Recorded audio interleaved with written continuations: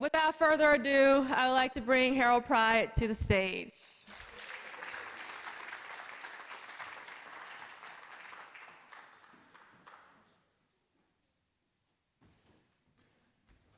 Thank you, D'Angela. So 2 things. Number 1, I'm not going to introduce myself. Accounting is not that interesting. First of all, we are on the campus of a historically black college or university. And we're discussing Prince. We're discussing a Prince album after 86. We're discussing a Prince album after 86 in the city he gave his final performance.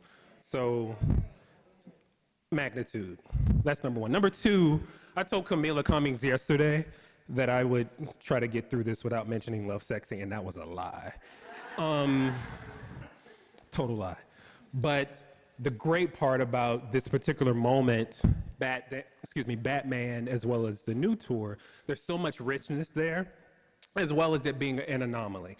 A lot of things began and ended with the album and with this tour that followed a few months after it. So I want to hit on a few things before I introduce our panel. We'll get into our discussion. But Batman ultimately is a transitional album that I think part of how it was curated was designed or as a result of some of the Love Sexy backlash. As much as I'm romantic about Love Sexy, it underperformed.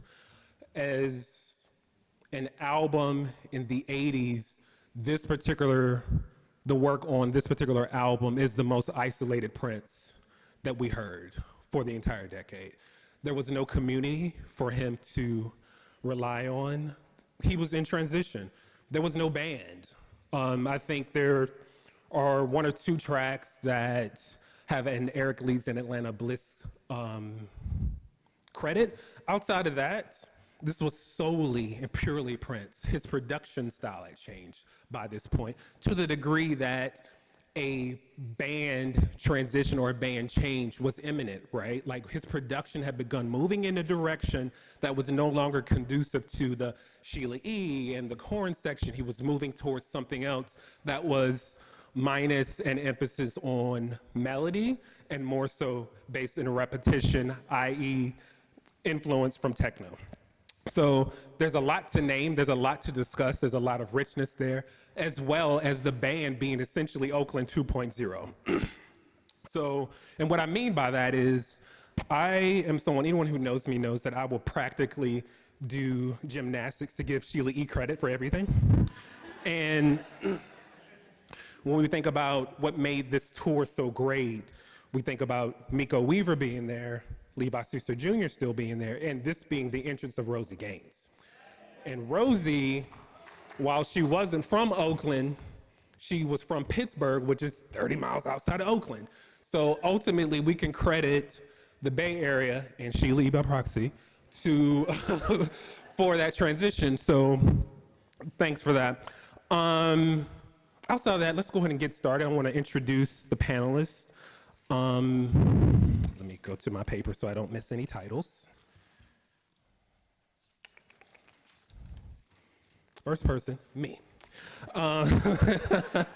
Second person, Kirsty Fairclough, who, if you can come up, I do want to, Dr. Kirsty Fairclough. I do want to say this, and D'Angela has mentioned it a few times up to this point, and it couldn't be more true. Kirsty is the reason so many of us in this room know each other. And a major reason why so many of us know each other, and now that we do, I can't imagine not knowing D'Angela. I can't imagine not knowing the Cummings sisters. So endless gratitude to you and your colleague Mike for the Prince Conference in 2017 in Manchester, England. So Dr. Kirsty Fairclough.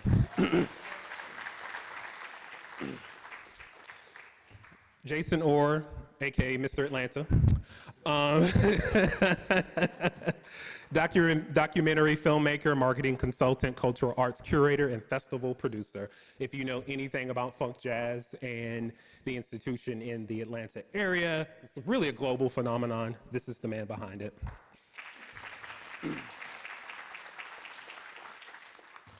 KaNisa Williams. Hey, KaNisa. Hey. KaNisa is the host of the Muse to the Pharaoh podcast.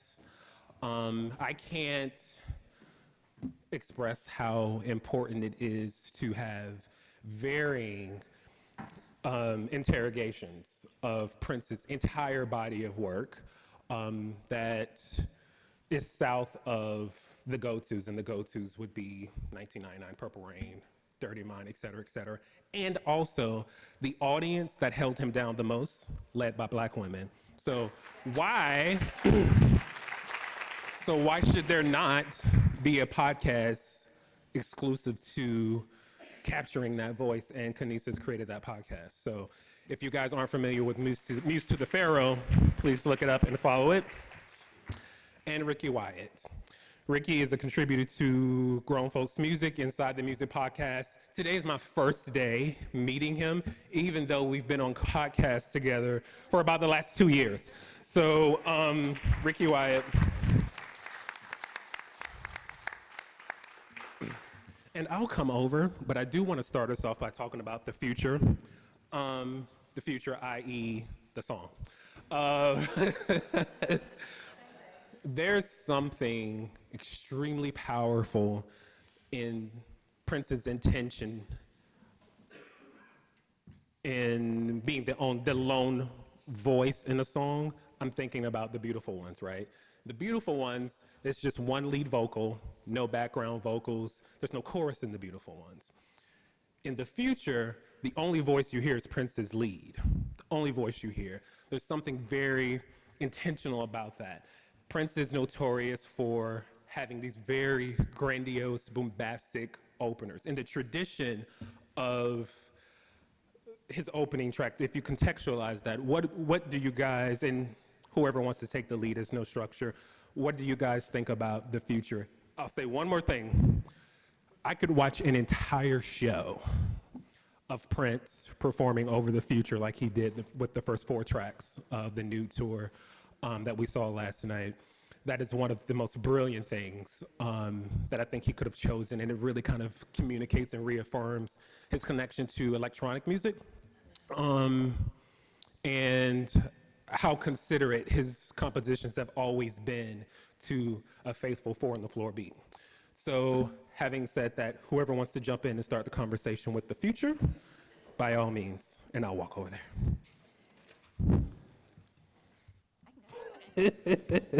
I'll name next time. We can all go.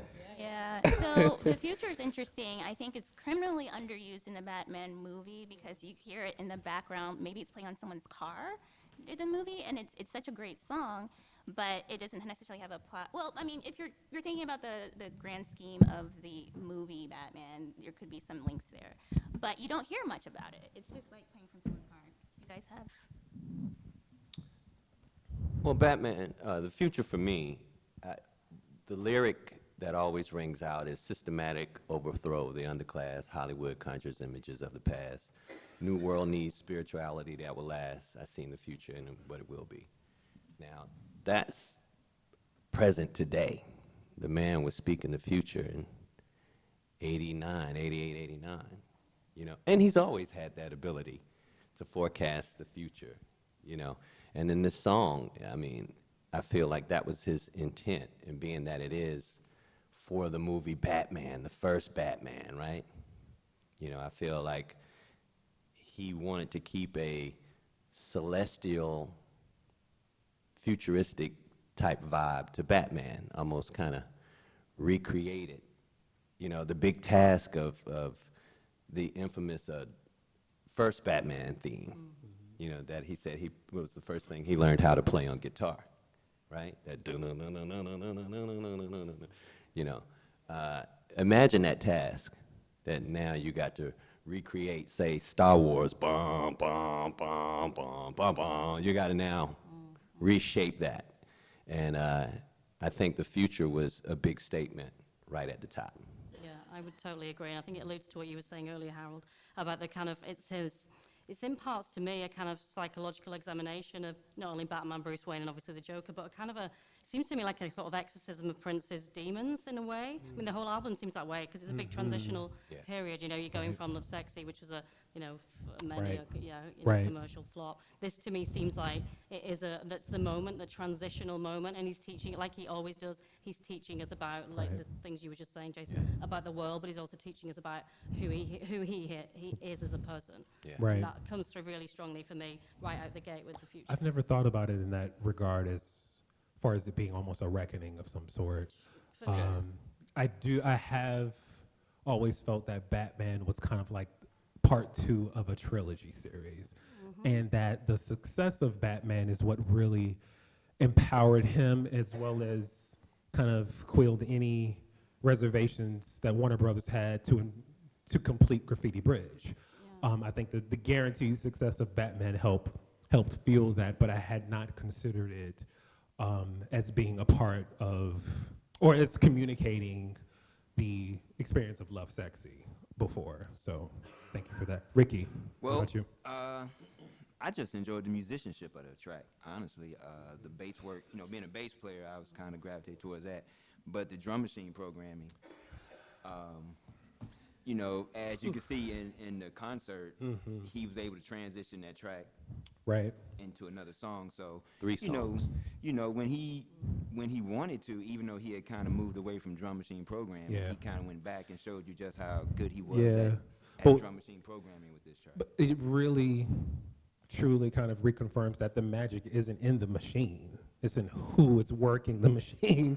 Yeah. And Prince did things without a Lindrum, with other, I mean, his programming throughout this entire album, his programming, beginning during Love Sexy, which truly kind of foretold a sort of disconnection from that band and leading into like a Michael Bland kind of moment, is exquisite. And the future is an example of that.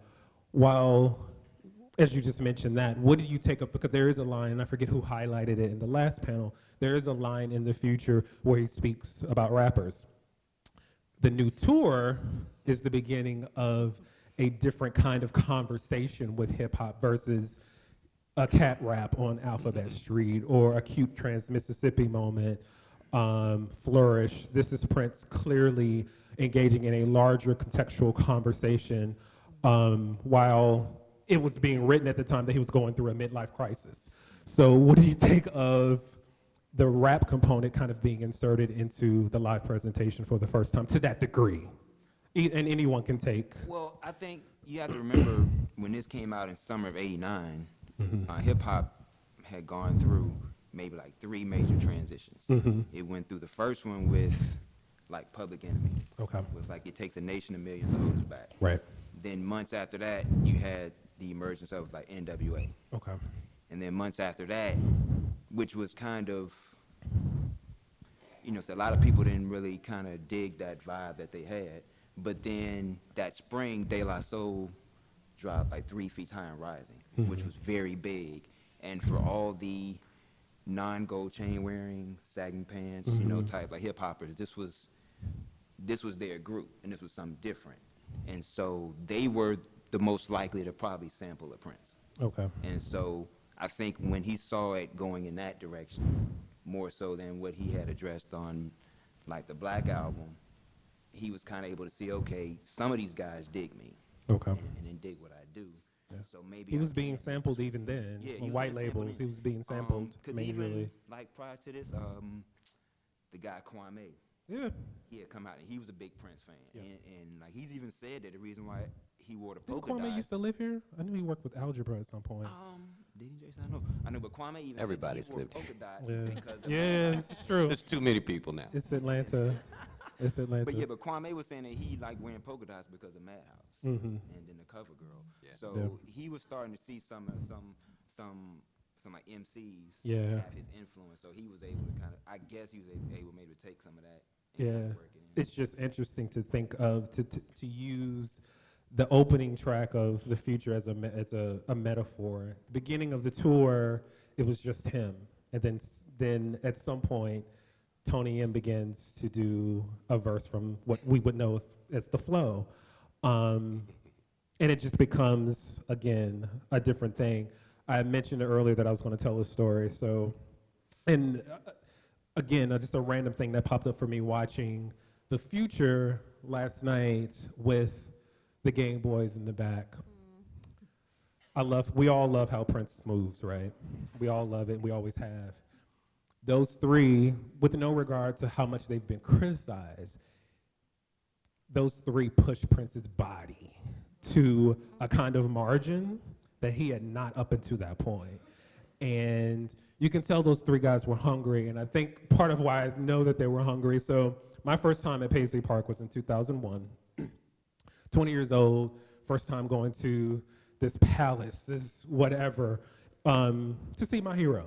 And for the celebration, summer 2001, last day, as we're in line to enter the soundstage, Damon is outside kind of engaging in a series of games with the folks waiting to get inside. So he's outside, and it was just super random. I'm like, this dancer you fired in '93 is in the parking lot of your studio. It's in the parking lot of your studio, engaging in games for MPG Music Club T-shirts. Cute, I guess. So he asked the question. Who can name all the members of every band Prince has ever had up until this point? This is in 2001, and of course I'm like, Of course. I got this. So there was a certain point where he wanted to challenge me as I'm going through, and he wanted to challenge me on some Love Sexy stuff, and I was just like, hold on. So, the wrong one. So he challenged me, he acquiesced, moved through, we pushed through, I got my gift. Yay. We go inside, and he comes up behind me, and he's like, and I didn't know, I was there by myself, and I didn't know who was behind me. He comes up behind me, he's like, let me tell you what your boy did. And I'm like, what did he do, Damon? What did he do? So I think a lot of folks kind of connect the Game Boys to the staircase dancers in Purple Rain, and then they pop up in 1990. But Prince apparently had been dangling a carrot in their face. So if we notice, they're in a Madhouse video, and then they popped up in the Glam Slam video. So apparently Prince had been telling them, beginning at the Purple Rain tour, I'm going to take you guys out on the road with me. Just be ready whenever it's time to go. And so he did this a series of several times, and it never panned out. So the last time that it happened, it was the Love Sexy tour. And Prince himself called Damon and said, hey, y'all go ahead and come to, Paisley. We're ready. Let's go. They get there. It was the same day the tour opened in Paris. So they were already gone, but he strategically called them there to begin work when nobody was there. And that is kind of serves as a metaphor for what he articulated as torture or hazing prior to being a part of the New Power generation. So some of the gyrating that I saw during The Future, I was thinking, and I was looking at Kirk's face, I was like, these dudes were really hungry. Like, they really wanted to be on the Prince payroll. They wanted to be in the band, and you can tell he kind of groomed them for better or for worse for that moment. Does anyone else have any other musings on The Future? I have one on hip hop. Okay. I think it's interesting. Can you move the... Sorry. Thank you. I think it's interesting. As much as we made these comments about him introducing songs like It Takes Two and things like that during the set, but the audience for this tour is largely European and from Japan. There was 2 stops in America for it. There was a fundraiser for Big Chick, and when he passed, and they were $100 at Rupert's, I think. And then there was another one because everyone complained, and it sold out so quickly at this St. Paul Civic Center. So there are only 2 American stops, but you're introducing like hip hop culture and the dance and the sound to these people who may not be as familiar with it. Right. So it's another example of Prince kind of introducing American black culture to audiences that might not know about. Right. I never thought about that either. Any Game Boy hate in here? Anybody hated Game Boys? Yeah, here. Anybody, can I see you? But I like what you said. That was very fair. I will listen. I will find value. I will find value. And I'm learning to find value in the game. I will find value. And, I think a lot of the Game Boy backlash wasn't driven by their presence, is when it transitioned into being audible, right? So them being on stage is one thing, Tony M rapping on every track is another. So, and to Prince fans, on paper, it looks like 3 years, but the shit felt like eternity. It felt like eternity in the 90s. So I understand the romance is a lot easier now to talk about it, but I definitely am, I And get didn't the they frustration. also have some major arguments with Rosie? Yes. So I hear. You probably So know much Rosie- more about this than me, Harold. And I mentioned in the Love Sexy paper that I delivered last year that Prince shows up differently when members of his bands are women, right? Yeah. We've seen a shift in his demeanor when it's primarily a sausage party. We've seen it. And based on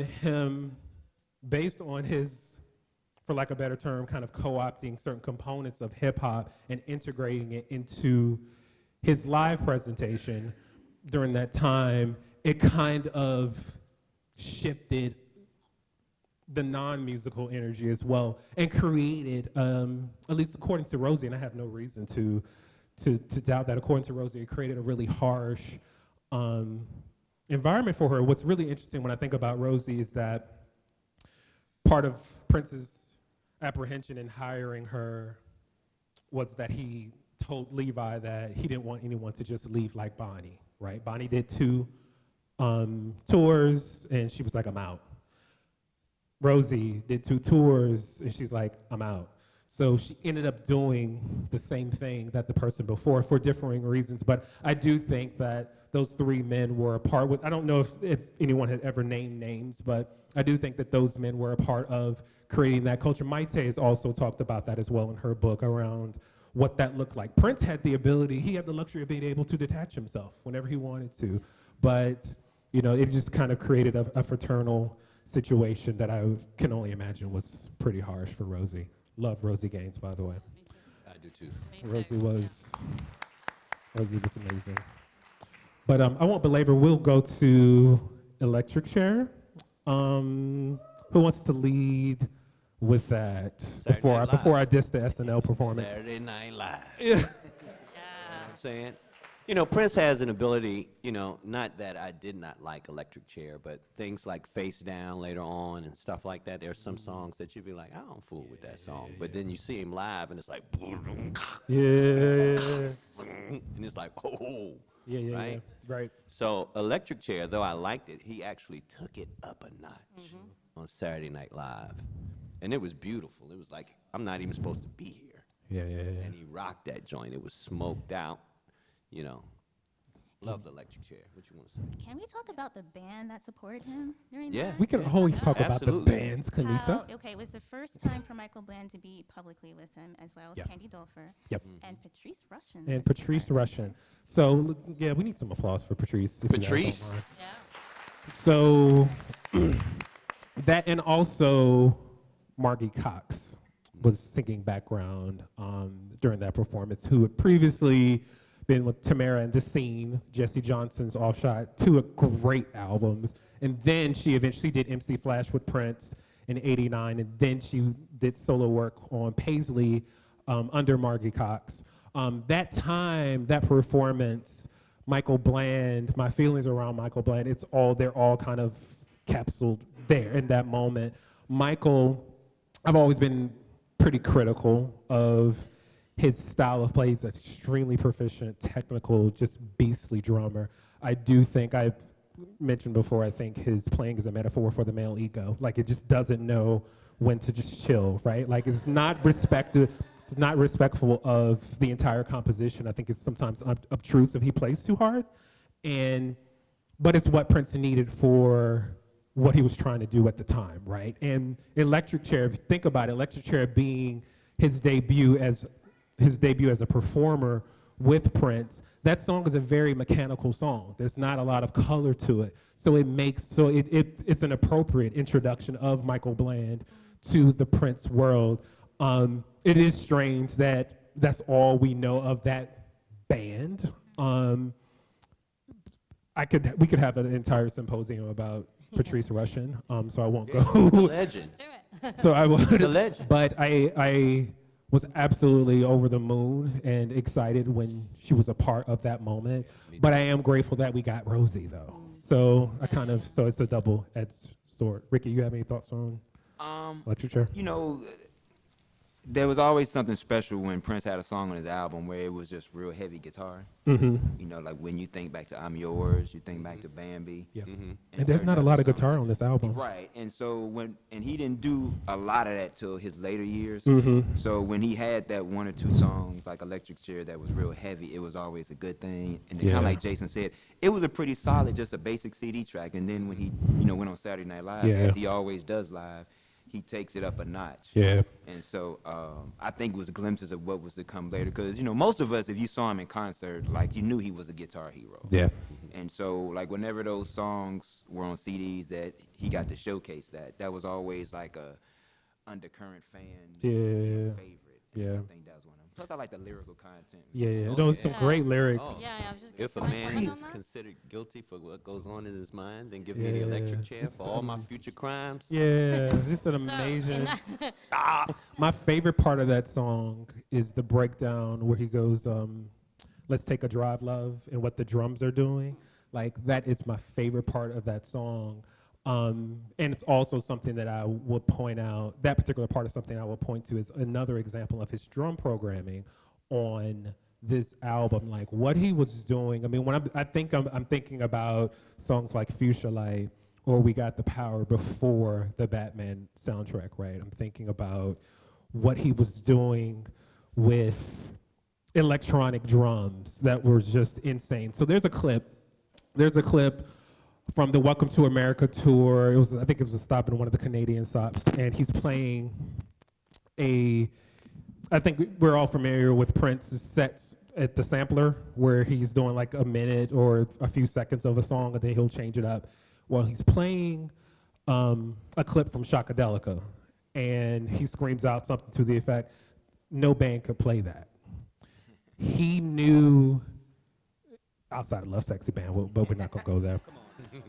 Oh, they did though. So, but like he knew while he was creating a lot of this music that it will be very difficult to replicate that same moment live without having DATs to kind of literally recreate the recorded moment. But him doing it so effectively on the SNL performance is part of why I think a lot of people reached to it because it was so rare, right? We didn't get any Love Sexy TV appearances and like late night or anything like that. So there was kind of like this delta of him not being present, at least to us in the U.S. So yeah, pretty cool moment. On a little bit, go a bit psychological again. Not that I'm a psychologist, but I'm just in terms of the lyric you just quoted then, it's like he's kind of pounding the pavement of a kind of being, this is who I am. It's like textbook Prince. It's raw. It's sexual. It's like him saying, he's the guy we all come to love, but who got criticized in the press for being too. He's like the kind of the overtly sexual being. It's kind of Prince for me digging deeper and saying, this is who I am. I'm not going to change. I'm going to forever be who I am. Yeah. And that for me, that lyric, give the electric chair for all my future crimes, that's him saying, this Right. is me. And I just love, I connected with that Yeah. totally because of that. Yeah, and I'm a major fan of this second track on the albums, and I can't help but think that being sequenced right after the Future was intentional. It worked. Yeah, It worked so And You're well. still in Batman too. Exactly. Yeah, You're still in the you're still feel in of the right. Batman. The Bruce Wayne narrative alone gave Prince so much freedom. Gave Prince. I mean, when we think about how isolated Prince feels throughout the entire album. Again, this is a bandless album. Sheila gone, Cat gone. These folks, you know what I'm saying? Like, and what would be his next band isn't fully formed yet. So the album mimics, whether intentionally or unintentionally, it mimics the isolation of the Bruce Wayne character. Sure, All right, on to D'Angela's favorite, The Arms of Orion. Come on. Where are you at? Come on. Do we have to?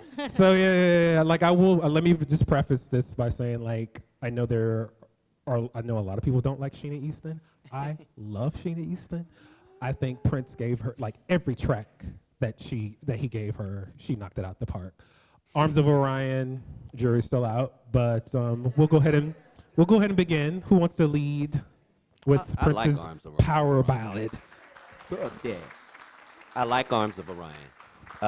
And like D'Angela said yesterday, her friend said it was like a Disney track, like a Disney soundtrack. Yeah. This was a big Warner Brothers movie. Exactly.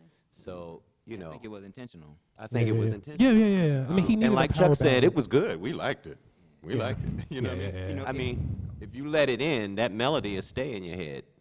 You know what I'm saying? Oh yeah, I mean that's Yeah. I can't deny It's it. still Prince, though. I like- think, and I also, D'Angela, I will also give you this. If it was just Sheena's track, it would have been one thing. If it was just Prince's track, it would have been another thing. You know what I'm saying? You probably would have accepted it a lot more if it was just him, right? Right. But, you know, again, it's still in that Batman narrative. Yeah. Arms of Orion. That's Yep. where I want to be. Yeah. Been searching for a lover in the Sea of Tranquility. Now, do y'all know what the Sea of Tranquility is?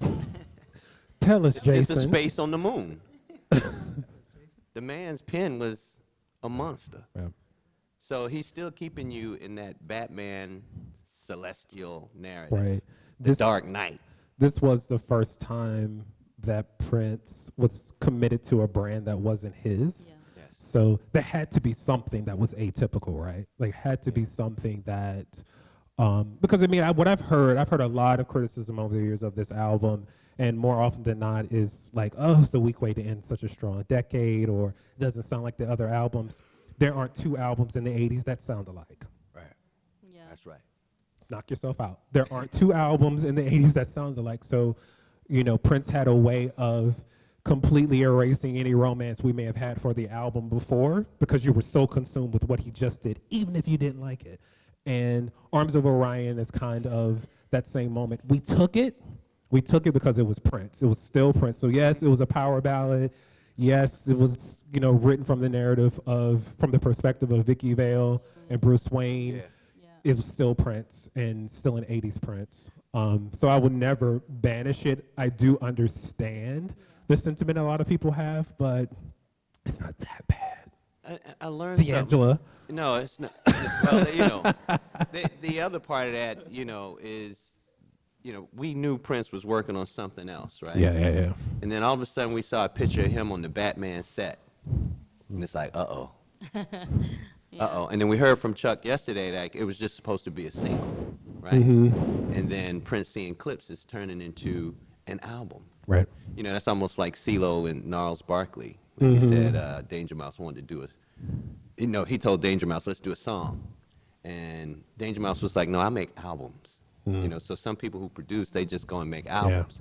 So it's another thing too, Prince being experienced in the field of music and film. He'd done a few films already. Right. You know, you can visualize what a studio might use. So Arms of Orion might have been one like, this might be their little hokey love Right. scene, but I'll have a song for him. Right.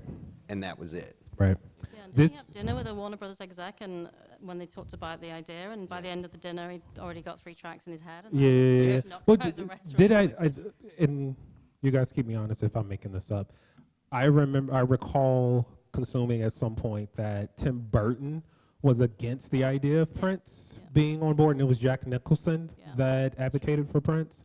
I did know as a child that Prince's incorporation in the film was during post-production, right? There wasn't any, I mean, his presence, I'm thinking of Vicki waiting, which we'll get to. Vicki waiting, how it pops up in like a casino or a party theme and like an instrumental thing, but it's there but not there. And with the exception of Partyman, which ironically, if I'm not mistaken, Baby I'm a Star was actually playing during that scene, and Partyman was inserted in post-production. So he created all this music fully away from the actual film itself, which is pretty interesting and kind of goes back to, or just works as confirmation that, like the majority of Prince's other soundtrack endeavors up until this point, you really have to kind of delineate the soundtrack from the movie and kind of engage them as two different entities. So Because if you're waiting for the movie to deepen your appreciation, it's not going to happen with Batman. yeah, I mean, I was thinking about that earlier because you think of the Love Symbol album. If you listen to the album outside of seeing Three Chainz of Gold, you'll have a different experience. But if you listen to it after you've seen that movie, it's much deeper and it makes a lot more sense. I'm not sure we get that connection with this, but it is kind of interesting the way all the songs are sung by members of the movie. In the way in my brain, it's like maybe he was still forming that concept of how to create an opera for his own work. Okay. Remind me to ask you a question about the Symbol album I just thought of yesterday. Any other additional thoughts on Arms of Orion, D'Angelo's fave? Or You know, it's not the strongest ballad in his collection, but I think if he had done it on like the piano and a mic tour, everybody would have probably lost their mind. Right. If he played it, Totally. and it's one of those songs like if you ask Totally. a piano player like today to play this Prince song and they played it, I'm sure a lot of people would like remember that and say, Right. "Oh, that's from the Batman soundtrack." Right. So right. I think it's only Yeah. I think it's undervalued because it was never showcased. Yeah. And also, this is a very tricky period of time in that his productions have become very sparse, post Love Sexy into Batman and Batman. So it was either sparseness or overproduction, right? So there wasn't a lot of right in the middle. It was either overly produced and you knew that there was magic there, but he just kind of clouded it by using all 48 tracks, or it was underproduced, but we got exactly what it was intended. So he had the ability of taking a song that would conceivably have been ignored by all of us, but if he sat down at the piano and played it by himself, ridiculous. So I mean, to your point, Jason, I mean that may have likely have been the case with Just the like Arms of Face Orion. Down and everything else. Yeah. I mean, It yeah, would be Face the Down jam. in Be like, person. "Oh, Arms of Orion. So He's grateful killing to it." have seen that. Yeah. It would have happened. And look, I was at those last shows, so I was like, and I was watching him tight. Yeah. So, you know, Arms of Orion would have messed me up. Like, Yeah. oh. Yeah. You know. Yeah. And it's just something to be said about how particular and how choosy and how random his selections were live, right? And it's part of why I've always been so passionate about his bands because, and I'm sure everyone in here can relate, so often we've seen Prince play to the limitations of the bands around him, right? Yeah. If his band can't follow him, Yeah. you're not going to get a lot of depth, right? He's going to stay on script. If he has a band like the Love Sexy band, he can do anything. You can do anything. So that's part of kind of what made. That's part of. I told you I lied. That's part of what made moments where he pulled out something that was underexplored even by him and did it in a refreshing and a new way is because it was like, wow, I've been waiting for you to do that. But in truth, you haven't had a lot of people around you who could do it with you. You know? Let's go ahead and move on to Partyman. All right, opening thoughts on Partyman. Oh, I mean, Partyman's next night. Yeah, What's the Sly Stone song where it's like, I want the party, I want the house? It's the same type of. What that reminds you of Partyman? Yeah, it's extremely similar. Not dance to the music. You're not. No. I mean, you could. No. That's not the traditional popular. Okay. Oh, okay. I can hear the similarities now that you point But that out. there's one song That sounds Sly like- did that's when I hear it, it's Partyman. Okay. Huh. It's got the same makeup, same clothes. What I think Partyman, at least for me, Partyman is the first track, and how it was sequenced, right? So this is track 4. It's probably the first by the numbers Prince track. Like when you hear it, I remember it being a single over the summer. It felt like whatever idea we may have had in '89, a Prince single would embody. It felt like that. Prince was so masterful that asymmetrical song structures, you didn't realize it in real time. It would be years later, and it's just like, wow, that only had one verse. You really only said a chorus once, and then the rest of it was riffing. And Partyman is just that. Partyman is one verse, a chorus, and then riffing, and then Candy Dulfer comes. It made for a really fun video, but the song structure itself was very playful. It was as playful as the lyrics convey, I think. Any thoughts? For me, that was another one that live, it turned me out. On the record, it didn't catch me, but live, it turned me out. Similar for me. Yeah, like when I saw the video, I think that kind of sold me a little bit more on it with the whole Gemini image. Yeah, I love that Gemini. You know, I think that kind of pushed it over the top for me. And then, like you said, like doing it live. Yeah. It started. It just reminds me of a James Brown type, type thing, and with the 17 horns blowing and And I got it better, like in 2015. If anybody's heard that mix where he start out with "What have you done with me lately?" and he does "Love a Girl," and then Partyman comes on, he be like, "This me, this me." Anybody heard that? You know what I'm saying? Yeah. And he starts killing it. That's Right. why I'm pretty much standing up, clapping, dancing. Yeah. I appreciate that arrangement of those two songs, What Have You Done For Me Lately and Partyman. Yeah. So it's in the set list for several tours. So it's something Yeah. that was It started, consistently. I think it started. Well, it would have had to have started at the new tour, but he began exploring it.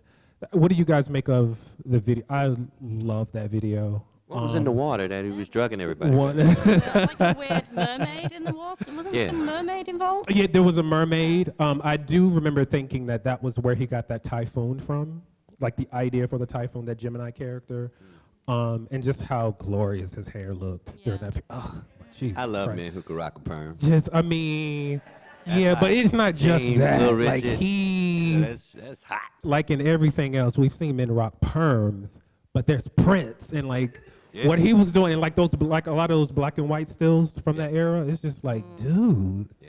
But it But- really showed off his like prankster kind of side to him, and Yep, so playful. yep, totally. Yeah, and wasn't it the same director who Albert Magnolia directed?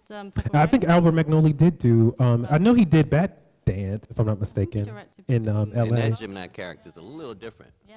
but I like that. Yeah. with Partyman, I guess it was primarily him in the studio by itself. But that song, I always thought of that song when I heard Pretty Man off of Rave. And it sounded like Pretty Man was a better attempt at what he was trying A to fuller, do with Party okay. Man, because it was like Maceo was on it, a real Okay. drummer was on it. Whereas with Party Man, it was more mechanical Okay. sounding. And I then, can like hear Jason that. said, like I think he captured the live on Pretty Man. Yeah. That he maybe trying to capture in '89. In the spirit of that, I can consider, because none of us know. The thing about Prince is, especially since he's died, there are a lot of self-imposed authorities, right? And it's fine, like who you like, but we don't trust Prince as much as we trust the people around him. Prince told us a lot in his lifetime, and I think it's, from a skepticism standpoint, I think it's reasonable for us to bring the same amount of skepticism to I think Zahir Ali, who I believe is in the audience. He made this similar comment a few months ago around just having there being equity and the fairness that we consider Prince's input, right? Because we don't really, Prince's words don't resonate the same way as Alan Lee's talking about everything. You know what I'm saying? It's just like, come on, dude. Like, Prince told us that. So I say all that to say, I can consider, I don't know it for fact, I can consider that Partyman, as we know it on this album, is underdeveloped in that regard. Based on, we only have one verse, one chorus, it's 3 minutes and some change. It may very well, to your point, Ricky, be underdeveloped, and Pretty Man may have been a fuller articulation of that moment. So that's it. We can move to, if you guys don't object, we can move to Vicki later. Well, Anna waiting. Let's go with Vicki. Who wants to start with Vicki? The amazing Vicki waiting. I like the narrative of Vicki waiting. Phone rings, Yeah. you know. Another great story, like in the vein of Dorothy Parker. where you Like, said- that's just where I was going. It's in the vein of Dorothy Parker. Yeah. You know, kind of plain and laid out for you, easy to understand. And it's Vicki Vale. You know, we're still in that Batman universe again. So I like the fact that, he can give you Prince, give you the funk, give you some rock, and then stay true to what the mission is with Batman. So I like that. So, Scott Polson Bryant. I don't know if anyone in the audience knows who that is. Everyone should know who that is. Scott is a super, super brilliant writer, and he interviewed Prince for a spin in '91, and I am so fortunate to be connected to him on Facebook for many years. Many months ago, many months ago, he randomly posted something about Vicki waiting that literally made me walk out of the room. I'm like, I have never considered that, ever considered it. He said, paraphrasing, Vicki waiting is as close to a Stevie Wonder tribute that we got from Prince up until that point than anything in his career. When you think of Prince's phrasing, what his background vocals are doing, clearly out of the Stevie Wonder handbook, but I never considered that before Scott's comment. Thoughts? We all have to play it in our heads for a minute. So keep it simple. Yeah, I just kind of considered it as a sort of, I don't know, it's kind of likable pop, sort in the sort of vein of pop life for me. I never thought of it in that way, ever. Listen to it when I you're feel like I need to hear it now to be You able guys to, have to hear it. yeah. You guys have to go back. But when he said that, it definitely, What Stevie Wonder song was he talking about? just Stevie in general. Just Stevie in He's just Stevie in general. Because, I mean, there are some pretty static components to his compositions that haven't changed over whatever time frame. So when you get a chance, like, You know, listen to well, it. I guess given that the origin of the song was really titled Anna's Waiting, Right. I mean, by Anna Garcia or like Anna Fantastic, and Right, you right, swap right. out the names, it may have been written with that Stevie Wonder thing in mind because he was a fan. Mm-hmm. You know, he was a big influence on him, so that's possible. Right. I never thought about that either. I just was like, oh, it's pretty cool Yeah. sounding tune. You know, it wasn't. You know, like he always had these tunes on albums that were never gonna be singles, that were never gonna be. Yeah, but yeah. everybody knew like this was a dope song. Yeah. You should check this one out. And then that was one of those songs that it was a dope song, and even like 30 years later, still. Yeah. He's done it live a handful of times, and the times that he has done it live, the reaction is always overwhelming, overwhelmingly positive because of how rare the moment is. I think, and I've mentioned it before, there was a bit of strategy as well as pressure as far as Prince attaching himself to the Batman brand. Batman was guaranteed to be successful, right? Guaranteed to be successful.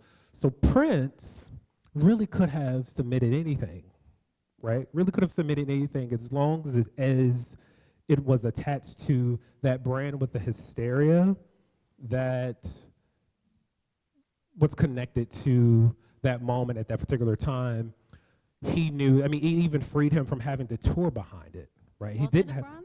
Say it again? You mean the Batman brand? Yeah. But it was kind of considered a pretty kind of, as a property, from my understanding, not that big of a deal at that time. It was Burton on board, and obviously Warner Brothers were looking, of course, we need to kind of Right. cross-pollination here. We've got an artist on Right. who needs a commercial hit. Right. My understanding, it was it was So- a brand, but it was kind of that campy 60s sitcom. It had kind of gone out of fashion, I think, So- the way I see it. Yeah, so in '89, Batman grossed over 411 million. Yeah. The only movie that grossed more than that was Indiana Jones and the Last Crusade. Yeah, but I mean previously to that, before So- they came across, before Oh, okay. You they mean like took it on leading board, into yeah. leading into the project? Yeah. I guess I can see that. I think there was novelty around because I think only at that time the original Batman film, which came out, I forget what year in the '60s that came out, exactly, yeah. that was like the only one. So this reboot, I remember reading an article at the time around the Batdance. It was a newspaper article around the Batdance video, and the article's title was something to the effect of "New Prince Batman video to premiere on MTV, and no, there are no Batman clips in it." So, and that's just stuck with me over the years because there was clearly scrutiny around what is going on with this film, like what is happening. Michael Keaton, Mr. Mom is Batman, like what is going on, and so. But that whole I mean- summer, the merchandising as well, it just went crazy. I remember Yeah, literally, yeah. I was head to toe yellow and Same, black. Like same, that whole same thing summer. until Rhythm Nation came out, and then things changed. So, same here. You know, like, I '89 think, was. I think when it comes to this, it's split. Like you have people that dug the film, Yeah. and then you have people that just dug Prince and bought the soundtrack. Mm-hmm. And I think for those people who weren't Prince fans, but like saw the video, Right. and, hey, that sounds cool, and heard Right. it, that was a bonus. With no, But, yeah. but I ask you this though, with all these superhero movies out now, Mm-hmm. what major pop star could pull a move off like he did now? Two things. None. See, Two things. My interest in Batman came and went with Prince. So You didn't see the one with no, I saw. Danny It was the one DeVito. after that one with Michelle Pfeiffer. I think Tim Burton did a great job with his races. Okay, yeah, Tim Burton did a great job, but yeah, Not even my The Dark Knight? interest was solely to Prince. I think to the point you made before you asked that question. I think regardless of what the motivation was, Prince was the big factor, right? oh, easily. Think about Graffiti Bridge. Well, He'd well- been trying to get that movie made for a while. The guaranteed success of Batman without him having to tour meant that he was going to get that movie made. So I have a question, if I can ask of the panel, because we're talking about how Batman was such a huge property between the album and the movie. There's a thing that people say about Diamonds and Pearls as far as it him making hits or trying to get money in comparison to Batman. As far as popularity or pop culture, how do people feel like the comparison that people make with Diamonds and Pearls? Oh, he just had to put it out because he had to make money. It's a pop record. It's not real Prince. How do people feel about that kind of commentary around the Batman album? I think it's accurate because Love Sexy didn't do as well as he thought it was gonna do. He was working on the third Madhouse album. He told Eric Leeds, "I gotta stop because I'm gonna make this money with Batman." And like you said, he went in by himself. So if Who you're gonna needs the bet on mic somebody, adjusted? bet on yourself. Yeah, he needed it. Oh, I'm sorry. So he bet on himself. I'll try. Sorry, Dan. Whenever I see her coming, I'm like, who's the microphone? Like, just So he bet on himself, and he made some hits. I mean, like he made what he knew people would like. I have a guitar track. I have a dance track. I have a Syrupy ballad for MTV that sounds like a Disney ballad. Right. I have a ballad for urban radio, Scandalous. yeah. I got some techno Lemon Crush type sound song. So Yeah. like he covered the bases. He did. And he said in Rolling Stone, "I know how to make a hit." Yeah, and I still think that Prince, for all the criticism that he has to hold, that the valid criticism, it was still Prince. Like this Batman, like whatever it is that drew, whatever your portal was to his career in the 80s, there was something that fulfilled that in that Batman soundtrack that wasn't sacrificed, at least in my Absolutely. opinion. Plus at this time, I mean, you got to remember he was probably bigger than what the movie was going to be. So if the movie had a tanked, the soundtrack still would have probably sold because it was him. I mean, You think so? he was still a hot commodity. Yeah, look at Earth, Wind, and Fire. Said that's the way of the world. I mean, the movie bombed, That's true, that's but true. the soundtrack did well. That's true. And people were go buy. I mean, even though it was a Batman, Bat Dance themed video, Right. people still bought the soundtrack. We're not having a 30-year celebration for the film. Yeah. So we sure ain't. check. Yeah. We sure ain't. Let me shut up then. Mr. Ricky Wyatt, y'all. Mr. Ricky. And also, Danny Elfman was really unhappy, wasn't he? Because he managed. was. Prince didn't knock the whole thing out in 6 weeks. He was, Danny Elfman still, because crafted Danny away also, months later. right, so they released Danny Elfman's score consecutively with Prince's. And of course Prince's He didn't did. have hope, did he? Yeah. Of course Prince's did more, but there was more promotion driven towards supporting the Prince product versus the score. And again, kind of going back to Batman feeling as a kind of sacrifice for the sake of commerce, to the point that I made a few moments ago, I still think that Prince was there. Like Prince still showed up with a clear regard for what the purpose of the actual project was. I think that throughout those 9 songs that he communicated classic Prince at Yeah, he did. certain It's moments. like the essence of him was completely there, even though it was a totally contrived commercial product, wasn't it? Right. Like, absolutely, the essence of him. That's the reason we're all here analysing this. It's like all of those tracks can be just totally, you can fit it into the narrative of who he is as an artist, Yeah. who he was as an artist. And it's just, for me, I still love it, even though I have mixed feelings about songs like Yeah. Arms of Orion. So, It's still since we're at- essentially him. Since we're at the halfway mark of the album, I'll ask this now. would you guys like to see this get the special edition treatment by the estate? Now, mind you, for trademarking purposes, it likely won't be Batman. As I'm sure you guys have seen, the album is referred to as Scandalous, and it's been referred to as Scandalous for a long time. I think the first time was the new tour program, where his discography was listed, and it's not listed as the Batman soundtrack, it's listed as Scandalous. Do you guys think that it should receive this special, because it's going to stay with Warner Brothers, right? This is one of the... You know, you said something earlier about this being a continuation or something of Love Sexy. Yeah, leading into Graffiti Bridge, which was thankfully the end of that shit. I'll take it even further for you. I'll take this as the third part of his Good versus Evil. Black Album being the dark. Okay. Love Sexy being the light. And then this being with the Bruce Wayne Joker type. Yeah. Okay, narrative. So, Okay. so like this wraps up that trilogy. Okay. So if Warner's was to pull I guess a Columbia Miles Davis box set type thing and make a box set, including all three of those with like outtakes and all that type of stuff, that would be great. Yeah, that makes sense. Yeah. I agree with Oh, that. yeah. By that. Likelihood, though, I'm not sure. I know Yeah. when Oh, 2009 they never did happened. a deluxe version of Batman, and it came with Prince's videos as part of it, too. Mhm. So it feels to me if they did something like that, it would be a bigger package. I'm not sure they would focus on the music part. Okay. They want that money. They're going to do something. Yeah. Yeah. No, he's Yeah. right. They want that money. All right. Should we suspend discussion around the B-sides until we're finished with the album, or you just want You to? could throw them in there. Let's just go with, okay, let's go with Trust then. Any memories, thoughts? Trust, the song Trust. Who do you trust? Hubba, hubba, hubba, who do you trust? I like Trust. I like it. You know, in the movie, it plays this part when the Joker is just giving out a bunch of money. So I thought that they're, again, sticking with the narrative within Batman, but still being Funky Prince, you know? So I like Trust. Me too. Me too. Yeah, I have musician friends that say that was, I guess they use Baby I'm a Star Yeah. during Well, the of trip. course. And so like if you listen to it closely, you can hear some of the same like progressions and Yeah. drum patterns of Baby I'm a Star in Trust. That's right. Yeah. So I thought that was kind of... I've casually considered Trust as a hybrid of Baby I'm a Star with It's Gonna Be a Beautiful Night, but how it was performed on the Sign of the Times tour versus the Sign of the Times album. Like that, the tempo. I'm just thinking about the tempo. And Trust. Trust reminds me, for whatever reason, I don't know how I make this connection, it reminds me of Love 89 by Pat. We know Love 89?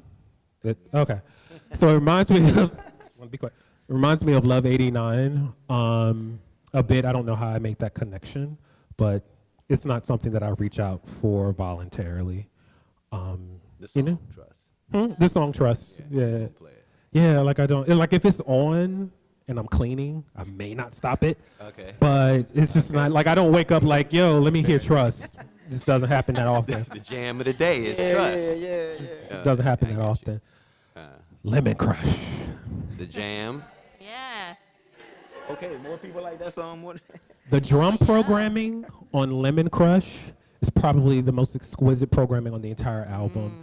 Listening to what he's doing on the drums and couple that with the chords that he's playing, Oh, stunning. amazing. Yeah.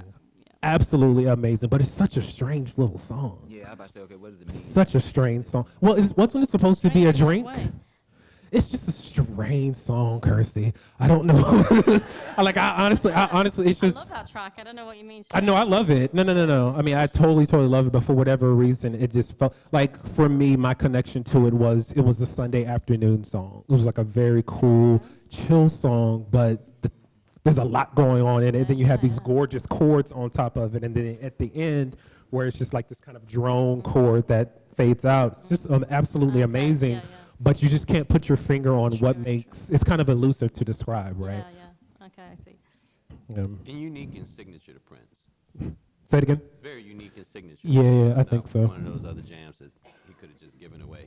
Yeah, I think it was initially named after a drink that Anna Fantastic liked. Is that right, KaNisa? Drink called Lemon Crush, yeah. Oh, like the soda? Or just, oh, yeah. Okay, yeah. I mean, I do remember the soda. That's why. Okay. That's it. Yeah. I can tell that's like KaNisa's favorite song. Like she loves Lemon Crush, don't you, KaNisa? D'Angelo loves Lemon Crush. She does, yeah. It is. It's She's a big fan. yeah. Just don't have her come down here to adjust your mic. Just make sure your mic is good. Yeah, Lemon Crush is an amazing. I mean, it's just I know of no other adjective to describe it. Probably one of those songs he couldn't play live. Yeah. Because I mean, again, when you think about all the sounds going on, I mean, all of that is electronic. Like all of that stuff, the majority of it's electronic. There's this, and I talked about it at the Love Sexy Symposium. There's this kind of like chimey wind percussion thing that pops up a few places that I absolutely go bonkers for, and it shows up a few times in that song. Yeah, it's just a magnificent song that I'm sure he would have to drastically rearrange. He would have had to have drastically rearranged it in order to play it Or just live, or do it by himself. Yeah, do it by like a piano. himself. Yeah. I'm interested. D, let's just break this rhythm a little bit. What you think about Lemon Crush? You have a microphone? Come on. So the people don't miss it. You She might. loves this track. Yeah, she talked about it yesterday. Yeah, she did. And actually, you can just come up here and stay if you want to. Like, I'm not gonna stay. So what I love about Lemon Crush, first of all, is the simplicity of the bass line, doom, doom, doom, doom, doom, doom, doom, doom, Yeah. and then the drum programming. I can't do it, but you know what I'm talking about. And then he goes like now or whatever he Yeah. says, and yeah, oh my it's God. perfect. and what it's infectious. It is. You can put that on repeat, Yeah. and you can have an amazing day. Yeah, it can go on repeat. No, I'm serious. And then at the end, when he goes, crush, crush. Yeah, oh my God. Crush, crush. Yeah. Now, if you could get your hand on the 1 minute more version, that's what I'm talking about. Yeah, now, it's like this is a party. song I wish he would have done a 20-minute version of. Yeah. I would have been down for that. A Lemon Crush suite. It's an That's what amazing I song. wanted. It's an amazing song. You know what? Now that she mentions that, I know that's the Jungle Love bass line. That doom doom doom doom. You're right. That doom You're doom right. doom doom. Yeah. That doom You're right. doom doom doom. And then when he says, "When I'm working at my jobber, Yeah. I'm the victim, you the robber." Yeah, like. That kind of stick yeah. with you. You know what I mean? I love that.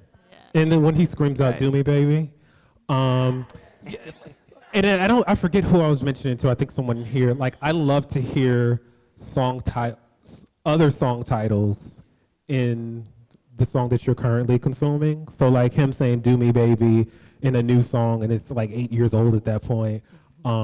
Was just amazing. Like Lemon Crush, like I literally can't say enough positive about it. It's one of the best songs on the album. And the ending is a really good segue into Scandalous. So I don't know if I don't have the ability to separate Scandalous from the video to the Scandalous sex suite. So let's just talk about all of them. Immediate thoughts on Scandalous. The suite is incredible. That's where, if you wanted a suite, that's where it should be. You know? And that was it, you know. As a young player, you know. That was perfect, that little 20 minutes. Right. Ooh, what you listening to?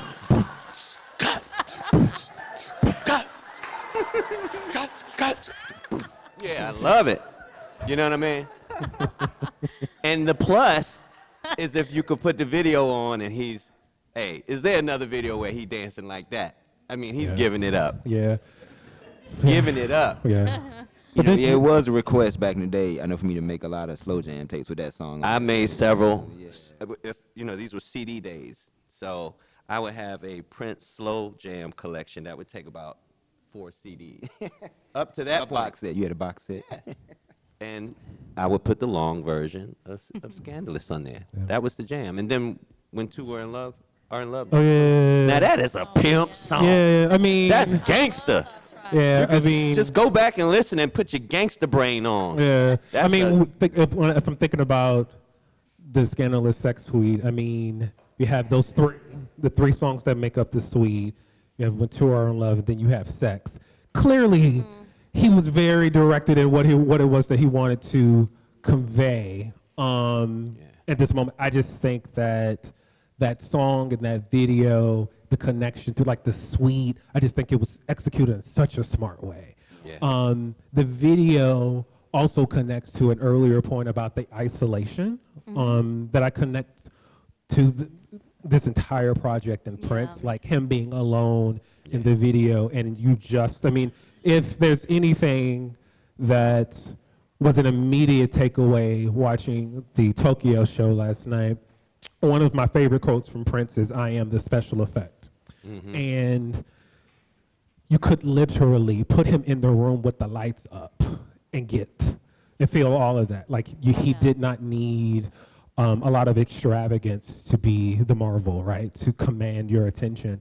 And the Scandalous video is an example of Prince kind of operating outside of a lot of smoke and mirrors and still just being such a fascinating watch. Just fascinating to watch. Is that the one where he walked the young lady in at the beginning? No. That's insatiable. Oh, okay.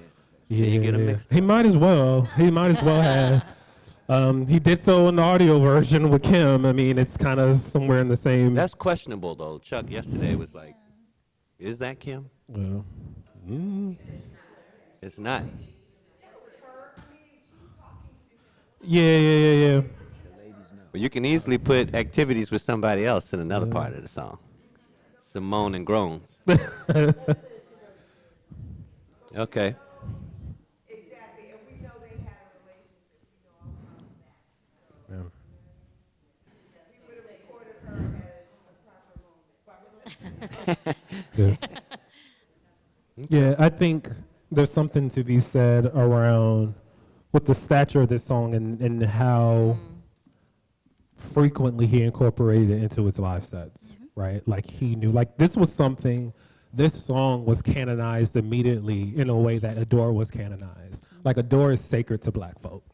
And Scandalous is almost in the same category, and he knew that, so he kind of created this kind of medley or variations of medleys where Scandalous was there, and he got a reaction. Insatiable Insatiable. Maybe the beautiful ones would lead into all of it. So with some variation, but Scandalous was a part of that conversation. Scandalous was again a kind of by the numbers Prince ballad. I remember reading, it was a long time ago, a book that stated that Scandalous was so consistently Prince that it could have been produced or written in an entirely different period and we would know.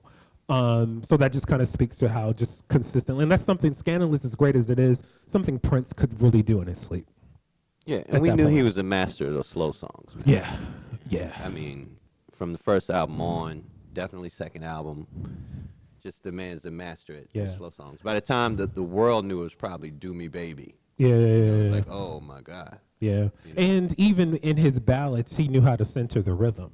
Like when Two Are in Love, it will take you a long time to kind of get to how amazing those lyrics are because the beat is just insane. It's just absolutely insane. So you take that and then you put that on the same maxi as the Scandalous Sex Suite, and so it's just a perfect product, I think. Any closing remarks? Sounds of Blackness is on this. Sounds of Blackness is on the Future. They're on the Future, right?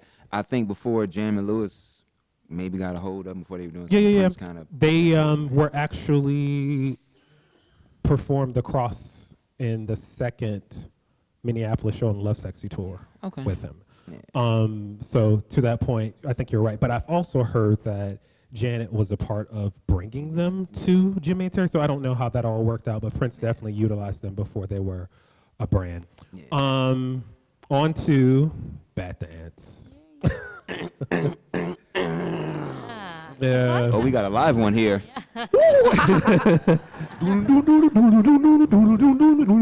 That threw me off. Yeah. When I first heard it, I would have rather the. Yeah. You know what I mean? That breakdown was funky as hell, though.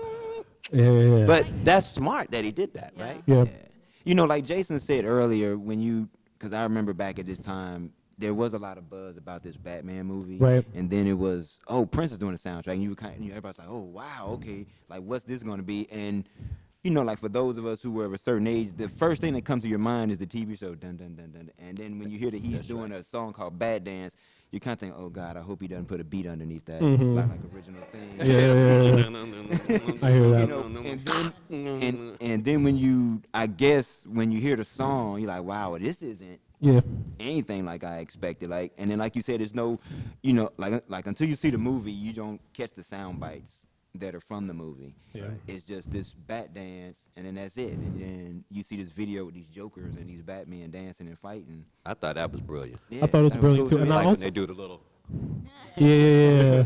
I thought the video was great. I think Yeah. the song is great. I think that the song being a synthesis of the tracks before it, but because it was the lead single, you didn't make that connection. So, you know, all you hear is these seemingly disconnected samples when you initially consume it without realizing that, oh, electric chair is a theme on the second song. And so I think that it was brilliant that way. Again, Prince attaching himself to a brand that he knew was successful. This song doesn't have the components of a typical pop hit, but it was the #1 pop hit for Yes, it him. was. So that just is a testament to how strong that brand and that hype was at that time. It isn't a song that features recognizable kind of repetition for people, for like a casual listener, the non-Prince fan. But it's still a phenomenal piece of work, I But think. that's the genius of it in its simplicity, because there is no Bruce Wayne theme or Joker theme. It's Right. just a dance track. Right, And it's right, got right, these right. little, you know, bits and pieces of samples that are mixed in. Right. So So it's easily digestible. I always wondered what made him think he can get away with that as a single. what about First single, Yeah. Bat Dance, Well, for the Batman movie. I think, I mean, it's just interesting that Warner Brothers pushed back against When Doves Cry being the lead single, but Bat Dance got the green light. Well, it's a commercial, basically. The- It's a I song mean, that promotes the movie, so it makes sense. Yeah, but I mean, as a song, I mean, how does it effectively augment or enhance the film, and especially in a way that doesn't feature any clips, right? It doesn't feature any like visual clips. It features the audio, but they again, those audio clips may have come across as disconnected. So do you think it was, and just overall as a project, do you think the project effectively enhanced the film itself? And this goes to everybody. I think it, like the relationship with film and music, for any film, when there's a popular music star, you're trying to bring in their audience as well, you know. Right. And Prince was one of the largest. It's him and Mike and Madonna, you know what I'm saying? So you couldn't lose. And it somewhat guarantees the studio that, okay, at least we'll have this many million people. Yeah, we'll have some soundtrack money, Yeah. you know, because we're over budget on making this Batman movie. Yeah. So I think in that theory, Warner Brothers got what they wanted out of that. Wasn't it originally going to be him and Michael Jackson, or did I totally? No, I think Yeah. I recall I reading read that. that too. Yeah, I recall that would have been that would have been. I don't even know what that would horrid. have been. Yeah. So the other stuff would have been like That would have been horrid. And just hands. just would have Fingers. been lacking good taste. Like no. D'Angelo, how are we on time? Okay. Duh. All the more reason why. Done. Perfect Done. timing. Could've just sat here all. Perfect timing. Yeah, 1 minute over. I'll number one leave by saying thank you guys so much. I Love You and Me is amazing. Also, Fill You Up is also amazing. 200 Balloons, amazing as well. My panelists, thank you so much. Huh? Isn't like I Love You and Me a B-side?